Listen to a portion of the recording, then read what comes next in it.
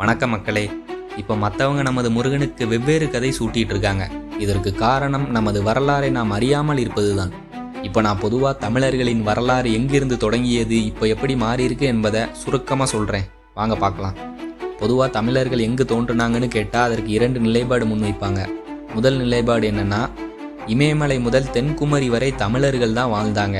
அதன் பின் அவர்கள் நிலப்பரப்பு சுருங்கி தெற்கே எஞ்சி நிற்கிறார்கள் என்பதுதான். இன்னொன்று என்ன சொல்லுவாங்கன்னா, முதல் தமிழன் தோன்றிய இடம் குமரிகண்டம், அதன் பின் தெற்கிலிருந்து வடக்கே விரிவடைந்தார்கள் என்பார்கள். முதலில் கிமு 300 முதல் கிபி 300 வரை. இதை சங்க காலம் அல்லது வரலாற்று காலம் என்று அழைப்பார்கள்.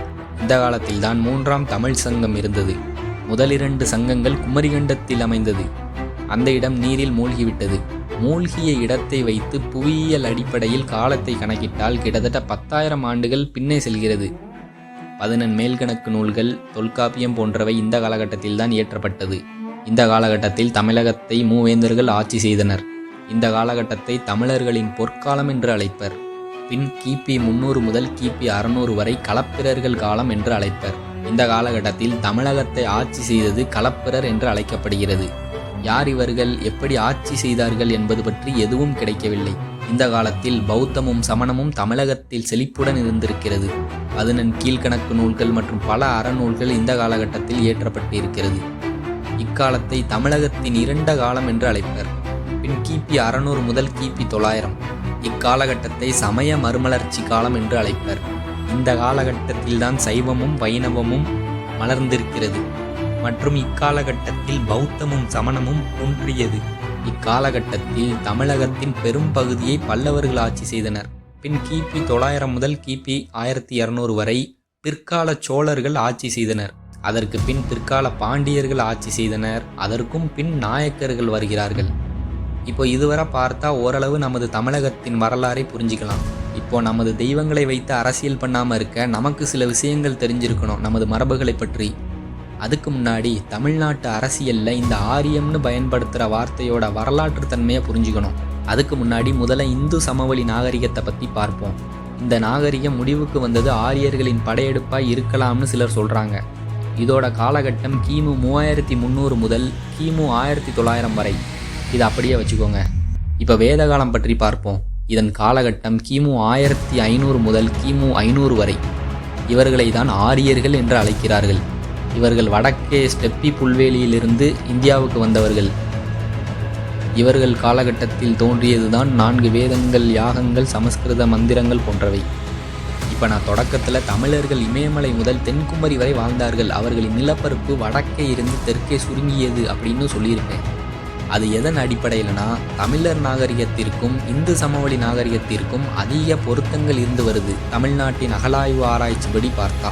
அதனால் இந்து சமவெளி நாகரிகத்தில் வாழ்ந்தவர்கள் தமிழராக இருக்கலாம் என்ற கேள்வி எழத் தொடங்கியுள்ளது. இப்போ இதுக்கும் ஆரியத்திற்கும் என்ன தொடர்புன்னு யோசிப்பீங்க. இப்போ வரிசையாக சொல்கிறேன். இந்து சமவெளி நாகரிகம் வீழ்ச்சிக்கு காரணம் ஆரியமாக இருக்கக்கூடும். நமது சங்க காலத்தில் ஆரிய தாக்கங்கள் இருந்து வந்தது. அதை இலக்கியங்கள் மூலம் காணலாம். பின் வரக்கூடிய காலகட்டத்தில் ஆரியம் ஆதிக்கம் செலுத்த தொடங்கிவிட்டது. இதனோட விளைவு எப்படி இருந்துச்சுன்னா, நம்மளுடைய தெய்வ வழிபாடு முறை ஆரிய புராண கதையாக அவர்களுக்கு ஏற்ற மாதிரி மாறிவிட்டது. இதற்கு உதாரணம் இப்போ கூட நம் கண்முன்னே நடந்து கொண்டிருக்கிறது. புத்தர், ஐயா வைகுண்டர் அவர்களை எல்லாம் திருமாலின் அவதாரமாக சித்தரிச்சிட்டு இருக்காங்க. ஆனால் புத்தர், ஐயா வைகுண்டர் அவர்களுடைய கோட்பாடு எப்படி இருந்ததுன்னா, ஆரிய சிந்தனைக்கு நேர் எதிராக இருந்தது. பின் இன்னொரு எடுத்துக்காட்டு.